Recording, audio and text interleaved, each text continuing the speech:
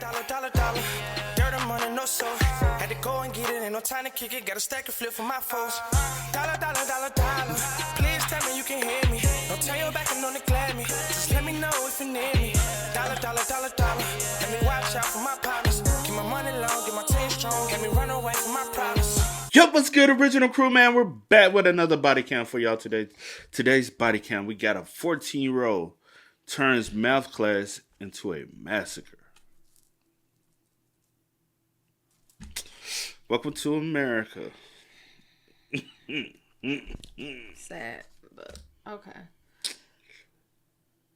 You know, I wonder, like, if something happened like this in other countries. Is it like something that's like, oh my God, you know what I'm saying? Like, oh my God, like, because in America, it's just like, oh, okay. Like, it's something like low key, it's like another school shooting, like, oh, okay. You know, people continue, like, they check the news just to see, you know what I'm saying, the totality of it.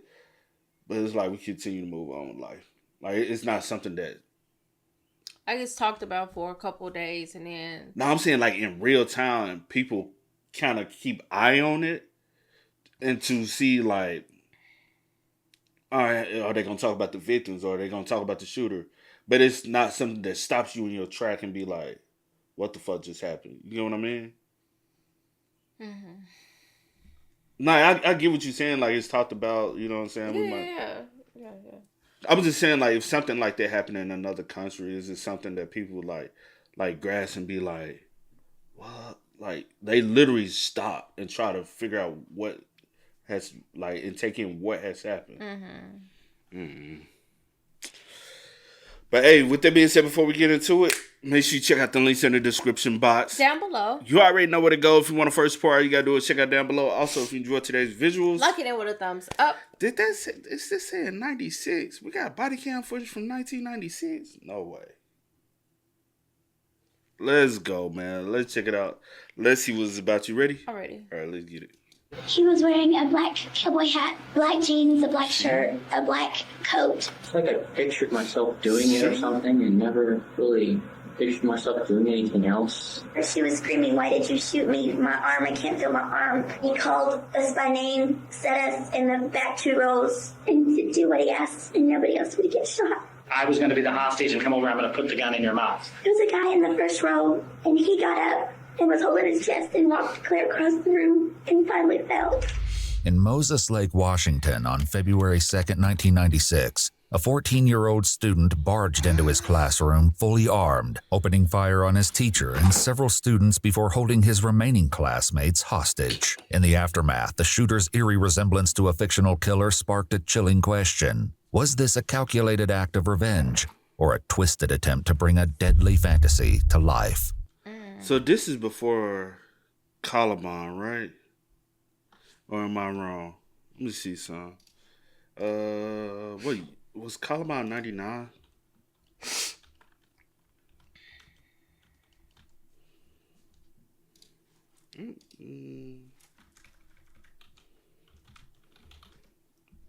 Yeah, April 20th, 99. And this happened in 96. So why haven't we heard about this one? I guess because of the tragedy of Columbine being so like so much more. You get what I mean? Mm-hmm. So I guess we speak on Columbine more because of that. Would you say? Because I've never heard of this. Have you? Mm-mm. So far, no. And it happened in Washington, right? Mm-hmm. All right, let's get back to it. It didn't seem like he had any real reason of doing this besides just to do something. He kept saying this is a lot better than algebra. The following report is based on official police records, and the footage has never been seen before until now. On the afternoon of February 2nd, 1996, detectives with the Moses Lake Police Department arrive at Frontier Junior High School, where a vicious attack played out just a few hours earlier in Mrs. Kyrus's algebra class. A junior high? Mm-hmm. Which is typically junior high. Some might mainly 7th, 8th. Some might be 6th, 7th, and 8th. You know? What was y'all's? 7th, 8th. What was y'all's? 7th, 8th. Just 7th, 8th. Here, junior high. I'm standing at the southwest corner of the building next to the cafeteria. I will be walking towards the door of the building, the cafeteria area, and down the center hallway towards room 15. This is room number 15, the area where the incident took place. Still reeling from a tragedy that would claim multiple lives, two survivors of the harrowing ordeal begin to share their accounts of what happened inside the classroom. Could you tell me what period it was? It was fifth period, but our schedules were messed up, so it wasn't a normal fifth period time. Because of the bad winter we're having here? Because it's a 2-hour delay. Okay, and what's the first thing that you noticed? Just the loud shots is what got my attention because I was trying to do my algebra, and the loud shots, my ears were ringing. And I turned my head and I looked towards the direction of the shots, or the loud noises, and I realized then that they were shots and that people were hurt because there were people, it just scattered, and they were holding their chests and there was blood. Okay, it was pretty panicky in there? Yes. Okay. When that happened from a person that was in the class or that it entered from the outside? They entered from the outside. Did he say anything when he was shooting? Not while he was shooting. Okay, but later I take it he must have said some He things. was yelling, "Get down." The shooter would later be identified as 14-year-old Barry Lukaitis. Although most teachers acknowledged that he was somewhat asocial, they described him as highly intelligent, a model student, and a pleasure to have in class. The warning signs they missed would only come in hindsight. John Lane, a PE teacher, explained, The way they talk about him just doesn't sound like he, you know what I'm saying, fits the MO. Very smart student, so he's not struggling in school. He's, what else they say? I can't remember. Let me see.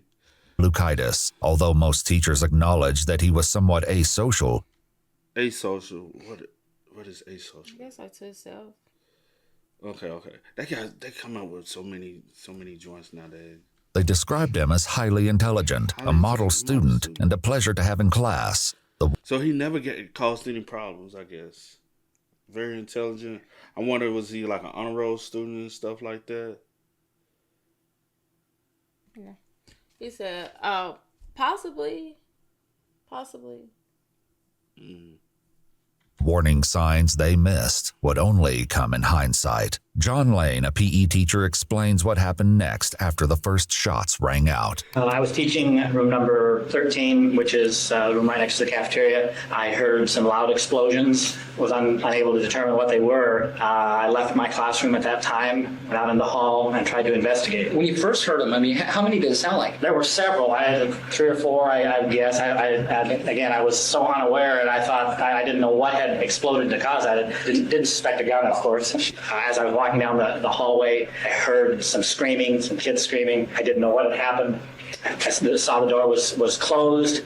As I got there, I pushed open the door and saw the kids in various states on the floor. There were some in the desks. And as soon as I walked in the door, I noticed directly to my right in the corner, someone standing there, very erect, and I detected a gun right away. As soon as I hit the deck and slid around there, I saw Mrs. Kairos lying up against the front of the room and very ashen gray. Apparently, she looked dead to me at that time. The classroom's teacher, 49-year-old Leona Lee Kairos, still grasped a marker and eraser in each hand as she lay unmoving on the floor. Several students were also shot, but Mr. Lane had yet to realize how many or how badly they were injured when he dove behind the teacher's desk for cover.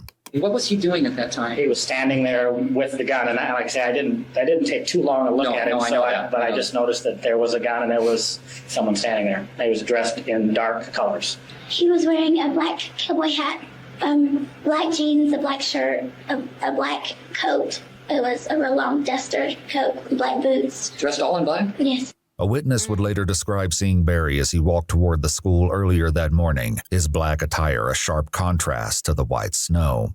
He described him as a tin soldier, walking with stiff legs and keeping his arms tight to his body. Just 3 days before the attack, his mother was with him as he purchased the long trench coat that would later conceal the guns he carried. Now, why the hell would you allow your... I guess buying a trench coat is not alarming, right? I used to have a trench coat. I guess it's not alarming, and then it's like in the wintertime. Well, I say nowadays it's a red flag, opposed to then. Mm-hmm. I'll give credibility to that. Like, opposed to then, it might not send off any red flags that your teenage kids want to work by. Like, oh, like you going and purchasing this coat. You're not thinking, oh, my child's purchasing this coat. So that time period. I think now, seeing how so many of them are carried out, and like even with the Columbine, they said the trench coat mafia. Yeah. So now it's like, hey, it's your kid buying a trench coat. Since we've had so many other like, you know, cases like this, it's kind of like now you're like, well, what you need this? You know what I'm saying? Like, huh? Like, you got coats. You don't need this. You know what I'm saying?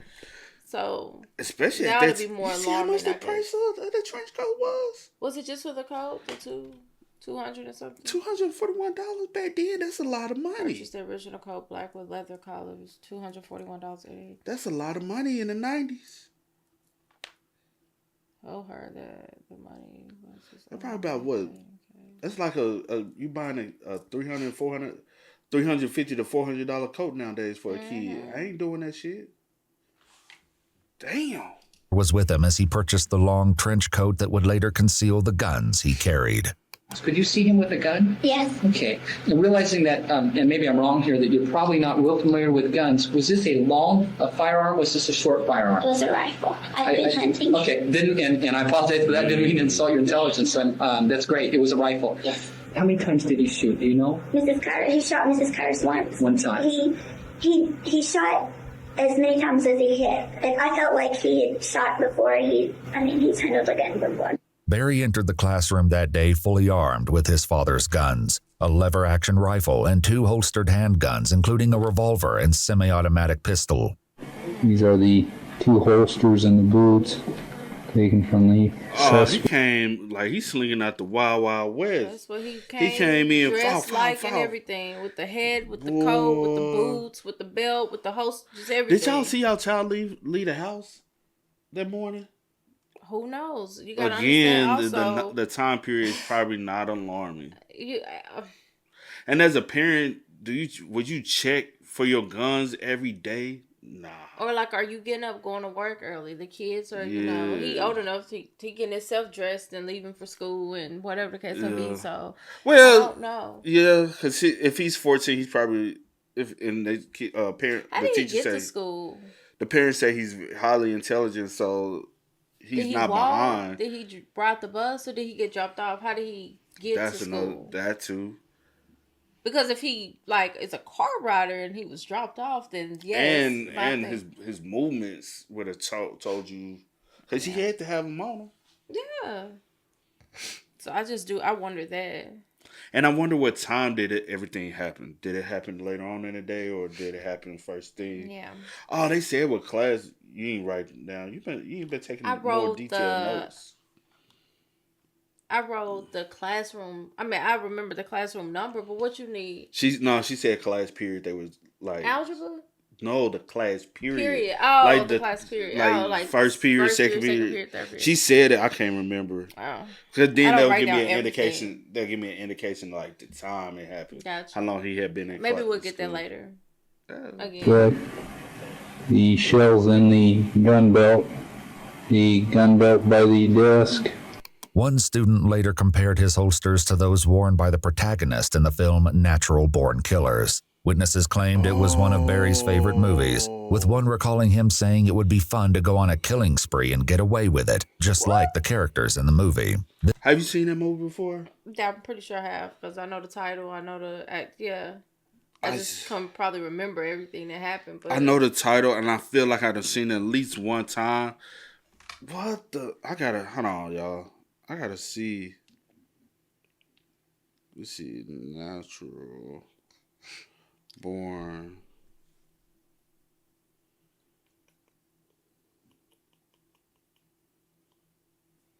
Woody Harrelson is in.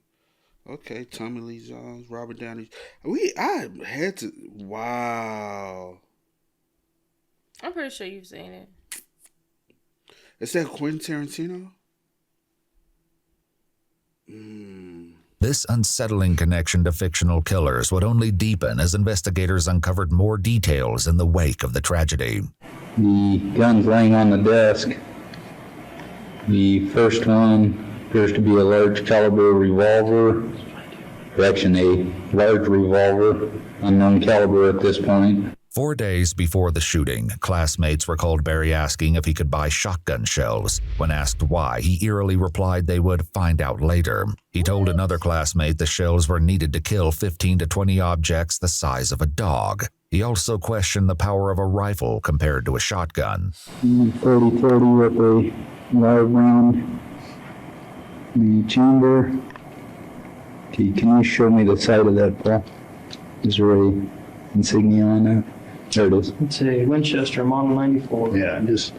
As Barry's classmate continued to recount her terror, she explained that Barry was no longer shooting, but still held the rifle in hand as Mr. Lane began talking to him. I have a question. Say, for instance, you this age, right? And... The age of the students. Yeah, so Okay. just think of yourself back then. Yeah. And you being this age and a classmate talking like he was talking or asking the type of questions that he was asking. Yeah. Would that be alarming to you at your 14, 15-year-old brain? Would that be alarming to you? And if it was, would you go and report hey, he's nothing's happened yet, but he's asking these questions and it's you're a little bit uneasy about it. Would you report him? I'll say this. I've been there, done that. I was reporting on when I was 13 years old having a gun at school, and I got searched. So what I'm saying is, people do report. But you were reported. But I got it. You were reported, No, but I'm just not saying, saying talking, not someone saying that you have. I know you didn't have one. I didn't have one. But someone said. But you what did. I'm saying is, we did used to get, people would report on things like that. I know somebody. We was in the 8th grade. He showed somebody his brass knuckles. Remember, we had looked up some detail about. We was what 13, 14 at the time. Yeah. But that time, he got reported on. They came and searched. He had it on him, and he got expelled. So what I'm saying is, at that age, if somebody is asking questions, yes. Asking questions, not they have weapons, not that they showed anyone, they're just asking questions. Yes, I do believe certain people would. I said with you, with your 14, 15-year-old brain. Me, the things I was indulging in, I can't say definitely. I got you. Because of the things I was indulging in. Now, as you. Yes, there's no doubt about it, yes. If one of my classmates was talking like that, asking all these questions, I'm like, what you got planned? Because I was, honey, I'm reporting you. Because I'll say this, during that period, that was one of the, time periods in my life where I could have chose to either go this direction in life or that direction in life. If I chose to really indulge into stuff, I probably would be incarcerated right now. Yeah. But at a very, very young age, I started having to make life decisions that will affect the rest of my life. Yeah. And I think at that age, it should only be a life about a kid. You should only be experiencing life as a kid, not making harsh decisions.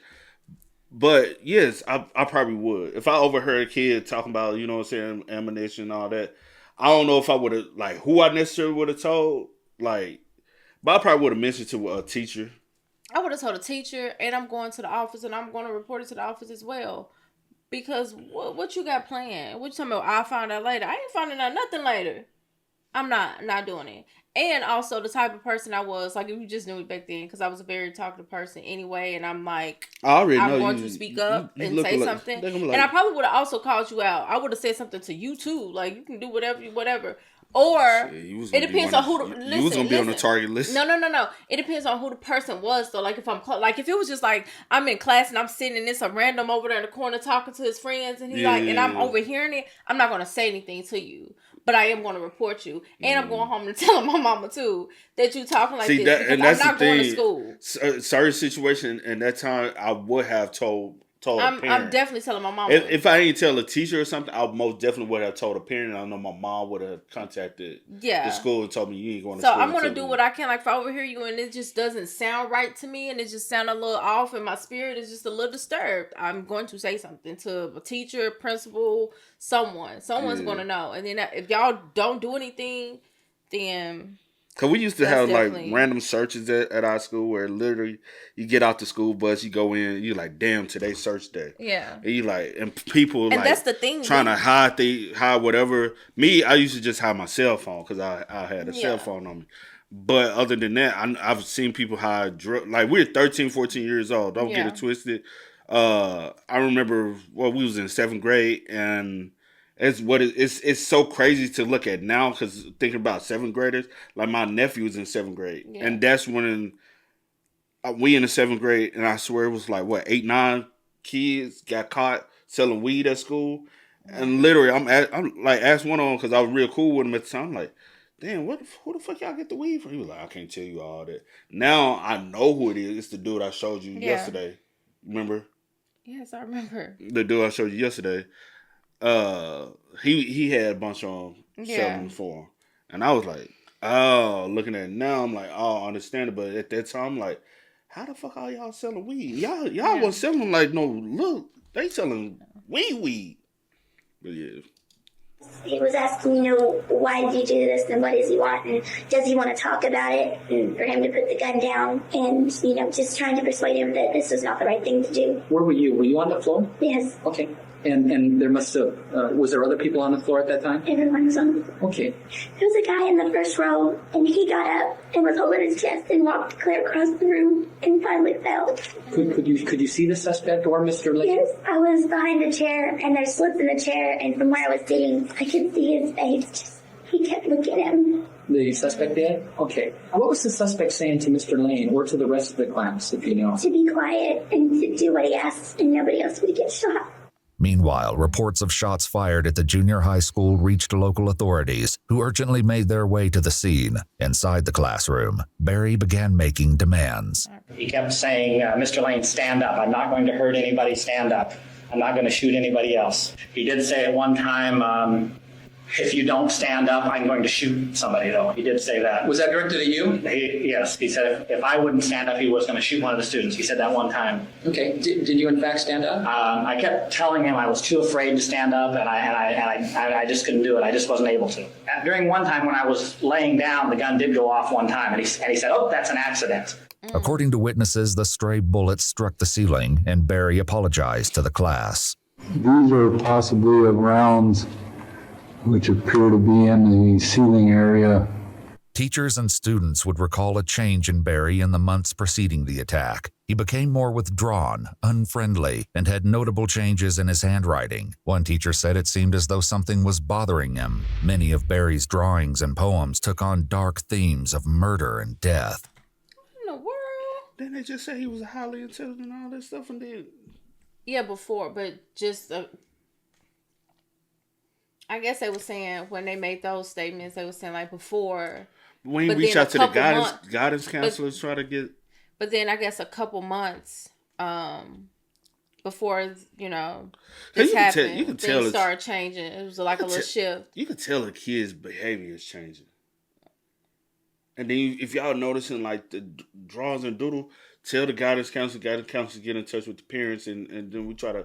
Because now I say this now, if that stuff is being reported, right? And the guidance counselor has gotten involved where we contact the parent and we try to have a conversation and something like this still goes down. Most definitely. I'm saying also charge the parents as well because that's neglect. Oh, no, I get what you're saying. I was just saying, I was going back off what I said earlier. Yeah, I would have told the guidance counselor too, because I would say a lot of people. Oh, yeah. The guidance counselor. Guidance counselor one of the main baby, ones I'm to tell. telling everybody, I'm getting the word around. Somebody go know, because just in case you slip your mind and you like, oh man, I didn't really, she came when I was on lunch and I was eating and I just had a lot on my plate. I'm telling everybody.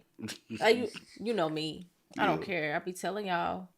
He began making alarming comments to people who would walk by, such as, they don't deserve to live. Just 2 weeks before the shooting, a student overheard Barry say he would kill someone if they deserved it. Whether Barry deliberately chose his victims remained to be seen, but soon in the interrogation room, he would provide his own answer to this haunting question. For now, Mr. Lane continued his account of what happened next. I finally felt that I had to stand up and make something happen. He kept reassuring me that he wasn't going to shoot anybody, and wasn't going to shoot me, and it wasn't going to hurt anybody. What did he want at that point? I didn't. He said several times that he was going to explain later on why he was there and why he did what he did, but he didn't explain why he had done what he had done. As soon as I got up, I tried to get him to lay the gun down. He wouldn't do that. And at that time, I tried to direct his attention and my attention to the kids that were injured and kind of surveying the scene. There was one student that was down. Apparently dead. There was another student who kept saying that they were hurt. I'm going to pass out. I'm going to faint. The girl, she was hurt. She was screaming, "Why did you shoot me? My arm, I can't feel my arm." And she said, "Can I go? You let me go get an ambulance." And he let her go. And there was another girl. She had diabetes or something. She had some kind of illness. He let her go. As an officer finally arrived, he passed the shooting victim in the hallway, later identified as 13-year-old Natalie Hintz, telling her to run to the office where an ambulance would meet her. The girl who claimed to be struggling with diabetic issues came out next, and he urged her to get behind him. Mr. Kyrus, the school principal, attempted to enter his wife's classroom, but was stopped as the officer explained he would only endanger the lives of the students inside. The officer called for more backup as the hostage situation inside the class. I wonder, is that one reason why he took her out? He could have an issue with her and her husband because he's the principal. And who do most kids be mad at? The principal. You know what I'm saying? Like,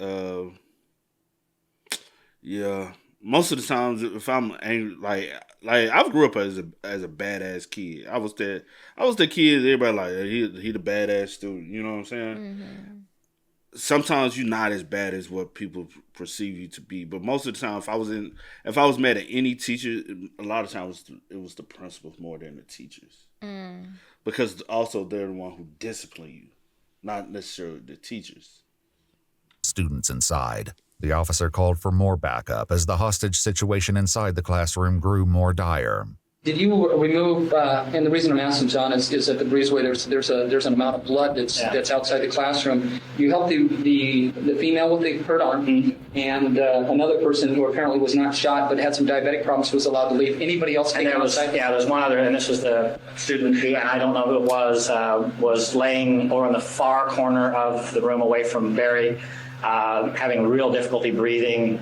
The one that walked across the room, he was laying on the floor and he was breathing. I mean, he'd take a really deep breath like every minute or so. I mean, it was a pretty long between. He was like groaning and he was not responsive. So Mr. Lane helped get him out? Mr. Lane and two other students. And did Mr. Lane have to ask permission for that? Yes. And that permission was granted by the suspect? Not at first, no. Okay. They asked if they could get him out, and the suspect, Barry, he asked, how close to death was he? And they said, pretty close. And at first he said, just let him lay there and die. Mr. Lane kept persuading me. They kept saying, please let us get this child out. He needs help. And then he finally let him go. I went back there, and he was laying in quite a pool of blood. I couldn't handle him by himself, so Barry let me take another student, try to help him. Still couldn't get out with another student, so we got a third student, and finally we were able to get that victim out of the classroom. As backup arrived, the door flew open, and Mr. Lane, along with two other students, pulled 14-year-old Arnold Arnie Fritz into the hallway, where two officers carried him to an ambulance. Both Arnie and Natalie were transported to the hospital, where their lives would hang in the balance. Inside the classroom, two shooting victims, Mrs. Kyrus and a young boy, lay motionless on the floor. With the remaining students still at gunpoint, Mr. Lane went back inside.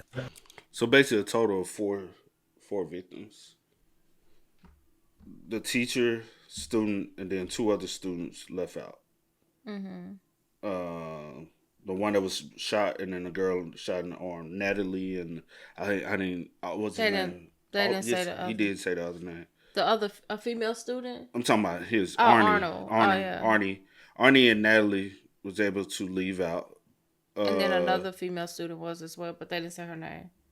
I ain't talking about the one she had a dive. I'm talking about 4 victims that was shot. One that left out, she had a diabetic issue. That's why he let her go. Then you had the other two, which was a boy and the teacher. What is the suspect doing at this point? Just standing in the corner, and what he said he was going to do, he was going to try to organize the room and get things done his way, and I guess let things progress kind of. And at that time, this time of the incident, one of the police officers started hollering at him and called him by name and tried to get Barry to talk to him. And the basic response from Barry was, I'll talk to you in 10 minutes after I've organized things, and then I'll let you know what's going on. What was he organizing, John? Well, what he did, he had some of the kids move to the back of the classroom and sit in chairs in the back of the classroom. We were all scattered around the room, and he called us by name and set us in the back 2 rows, going long ways across the back of the classroom. One student would later tell investigators it seemed as though Barry was setting up a shooting gallery. As he continued calling their names, the police attempted to call Barry from the classroom phone. In response, he held it above his head and smashed it on the ground. With the phone broken, they tried other methods to reach Barry, but this only seemed to aggravate him further. How were they communicating with him? Just yelling? Yelling. Was the door closed at this time? Door was closed. In fact, it was slightly open, and he said to close the door. He didn't want it open. He also said, "You're pissing me off. I'm going to get this taken care of," something like that. They were yelling his name, Barry, and Barry was yelling back, and he kept saying that if they didn't quit yelling, he was going to start shooting us again because they were making him mad. He kept saying this is a lot better than algebra and stuff like that. What Barry demanded next was nothing short of horrifying, sending the encounter spiraling toward a tense climax. Barry got a large Ziploc bag out of his pocket and a rubber band and put the bag over his gun and put the rubber band around it and told Mr. Lane to put the end of the barrel into his mouth because he needed somehow to get out. At that time, he said, "Now we're going to take care of the hostage." And he said, "Mr. Lane, you're going to be the hostage." Did in fact you go over to him when he said that? I started to come to him, but again, earlier he had said, "Don't get too close," and so I wanted to maintain my distance because I didn't want to panic him. Sure. And then when he said I was going to be a hostage, and I came up to him a little bit, I was probably 3 to 4 feet away from him, and I said, "Barry, I don't want to do this. I'm too afraid." I didn't want to do it. Sure. What did he do then, John? Well, I guess that's when it came to conclusion. I felt that I had to do something. Mr. Lane stood up and walked over towards him, got kind of close, and Barry kept saying, back up. And Mr. Lane would back up a little bit. And then the next thing I knew, Mr. Lane had him up against the wall. The weapon was a little bit higher and in front of him, so I kind of pinned that. I wanted to make sure that the hand wouldn't have the trigger. If it would have gone off, it would have gone in the ceiling, which I wasn't too concerned about, but I wanted it away from the kids, and I thought I could. And he really didn't offer all that much resistance. I'm sure my adrenaline was going too, but I thought I could take him. He had the gun in one hand up against the wall, and they were struggling, and he was yelling for us to run out, to get out of the classroom. Mr. Lane was? Yes. So Mr. Lane is the one that resolved this. He's the one that helped everybody. How long did this whole thing take place? It was fairly quick, actually. It was about 5 or 10 minutes. All right. That this whole thing. When Mr. Lane pinned him up against the wall, what happened next? I stood up from the shelf that was there, and Mr. Lane was yelling, run, and just everybody ran out. I think I was the second or third person to get out.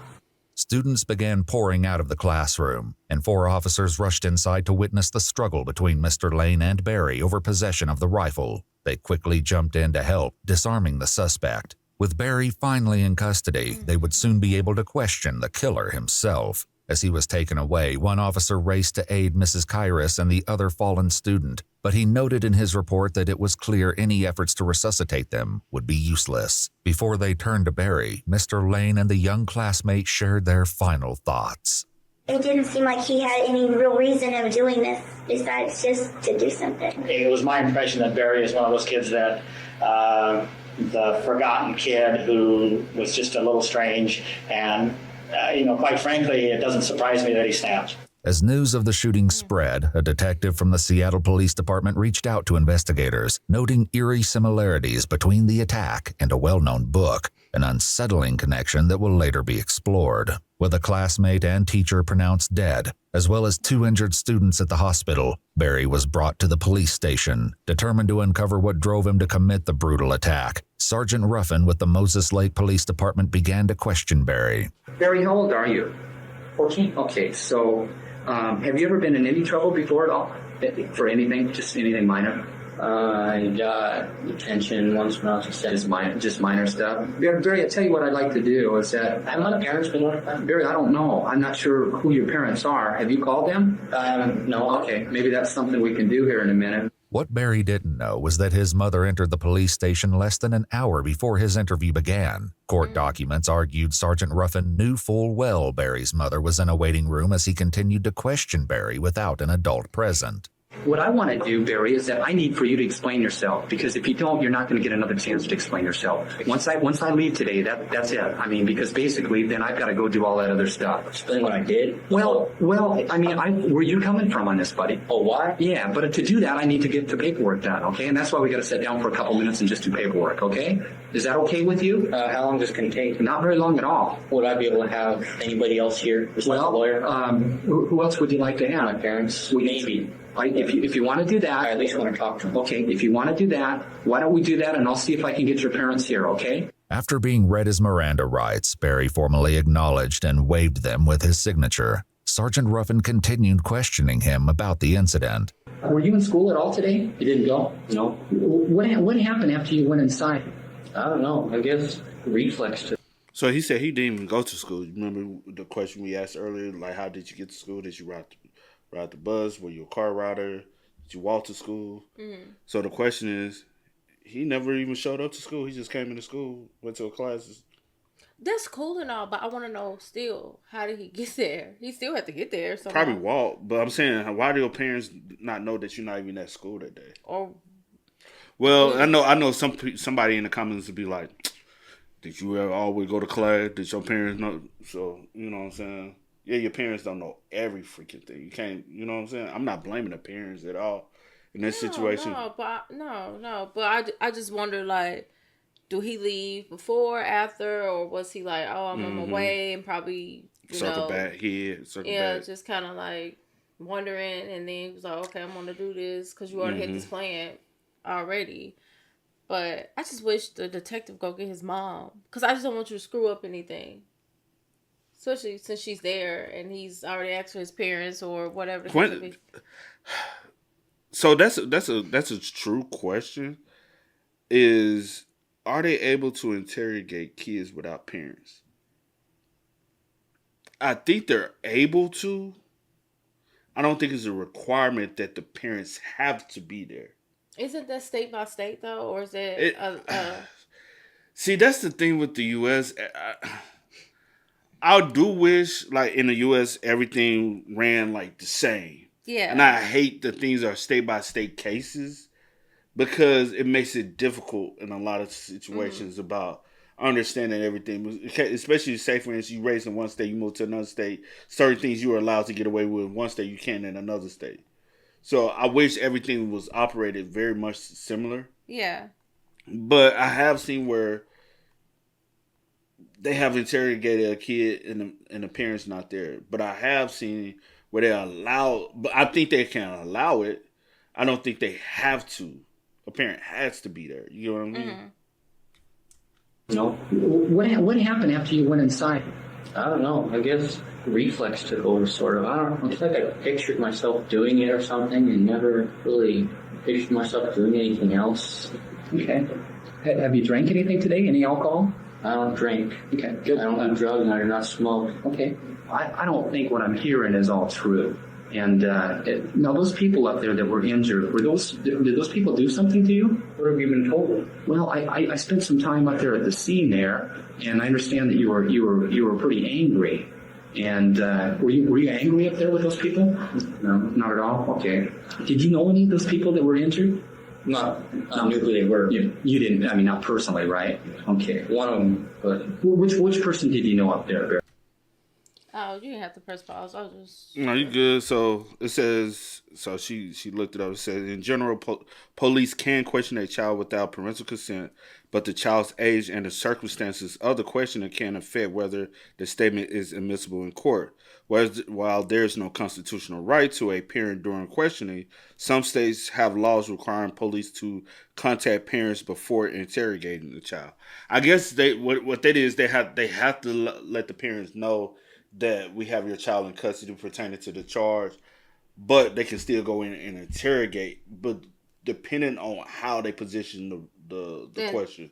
The question is And if it'll stand in. And also if they can comprehend what you're referring to. Yeah. And I guess that's the blurred line between it is can this child comprehend what's being asked or questions? Because like this one, it says like in California, police can question a minor without their parents present under certain circumstances. So I guess it depends on what it is, how they go about it, depending on the what's the one, the Central Park 5? Yeah.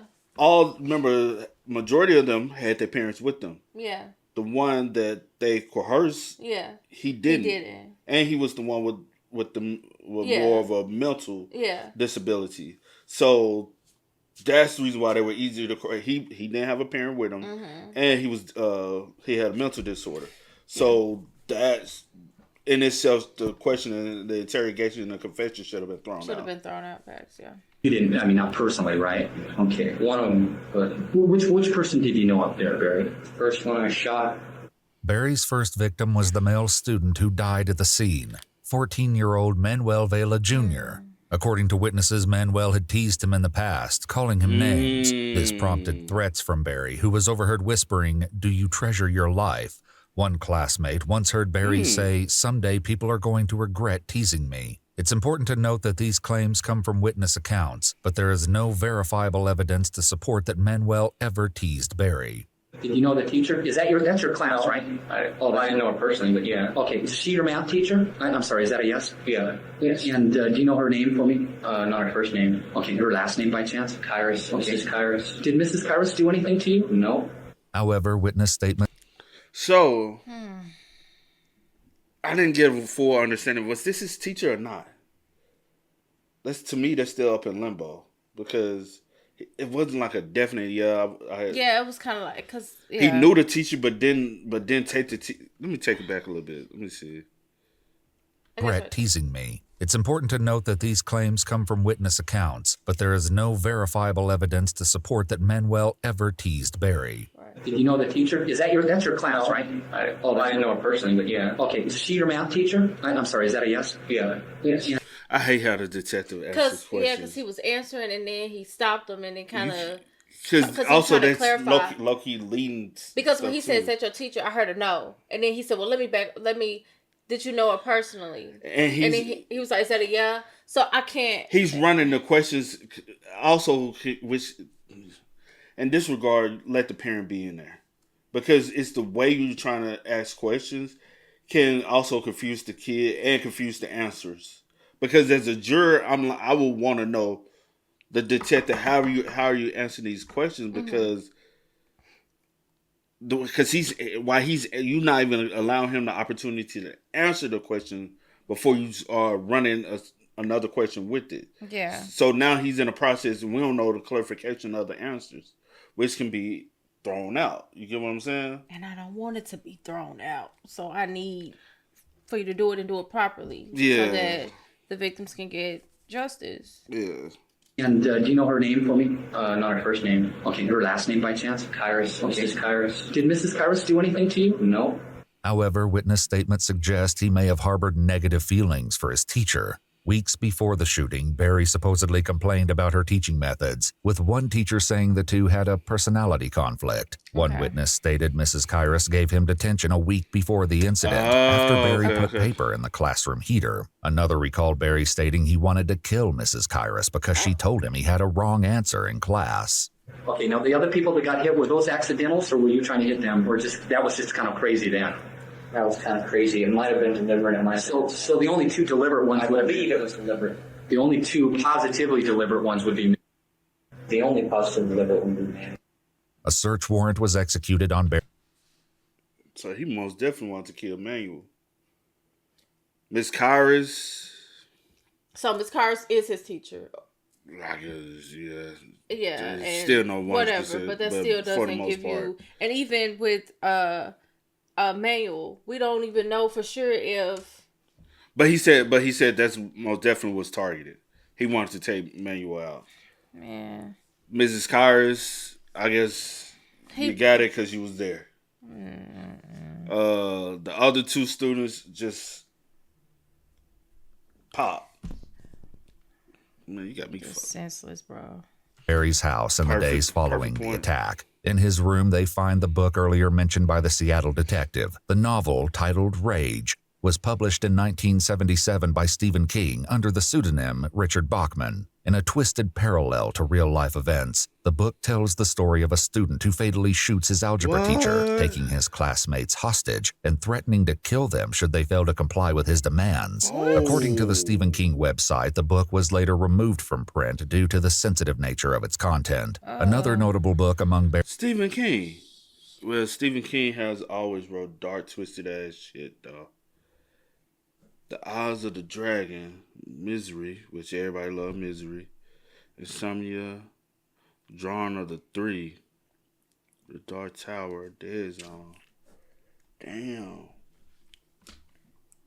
I didn't know Stephen King wrote a book like that. I mean, well, it was wrote in 1977, so what? I was wrote in 1977. But this happened, so I guess it was taken removed after. Yeah, this, it was removed after 96. Yeah, so I was still a child at the time, so I was a child at the time of this happening. Yeah. So I wouldn't even know nothing about this going on. But that's crazy, though. Most definitely. Barry's collection is Gunslinger, the first volume in the Dark Tower series. The novel contains Western themes, with the main protagonist often depicted as wearing a trench coat and cowboy hat, wielding guns similar to those Barry used during his attack. Though Barry never admitted in his interview whether he drew inspiration from his favorite movies or books, his actions and the eerie parallels to the fictional killers are impossible to ignore. I need to ask, what am I going to do after I'm out of here? Are they going to go back to the cell or what? Or they need to ask me some more questions? Well, I think if you and I can clear this up, I mean, why, is there somebody in particular you wanted to do or somebody you want to talk to? Well, I would kind of at least let my parents know what's going on, but I don't know if I want them here. Sure. And I give you my promise on the deal here. If you want your parents here right now, I will get your parents. Yeah, no, okay, I don't. All right. At this point in the interview, Sergeant Ruffin was interrupted by another officer and briefly left the room. When he returned, he had news to share with Barry. Barry, we have a little technicality here, and here's what this is that your mom apparently, and I haven't seen your mom, I don't even know if your mom's here, but apparently she called a lawyer, and the lawyer called down here, and the lawyer said that he wants me to stop talking to you. What are your feelings about that? Well, I think it should be my business, but... Which is true, right? Right? What true? What are you asking?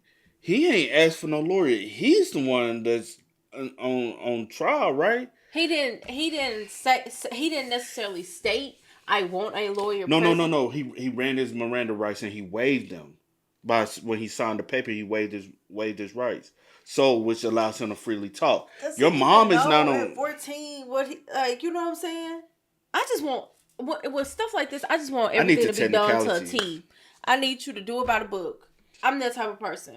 But also I need to know the technicalities, because even though the parents can say, "Hey, we're done," because you're not the one. You're not the what's called. I know, but I don't know. Your lawyer can, if you're willing to talk, your lawyer can't say, "No, my client's not going to talk." If you're willing to talk, yeah, I don't know. You can go over your. I've seen it. You can go around your lawyer and be like, with minors. That's the fucking thing, bro. Even though he's a minor, man, I don't know, man. I don't know. I don't know. Maybe we get some. Let me know if you know. Yeah. But of course, it's my mother. Okay. All right. So what I'm going to do is, out of honor, I guess, for your mother and also a lawyer at this time, I'm going to stop the statement.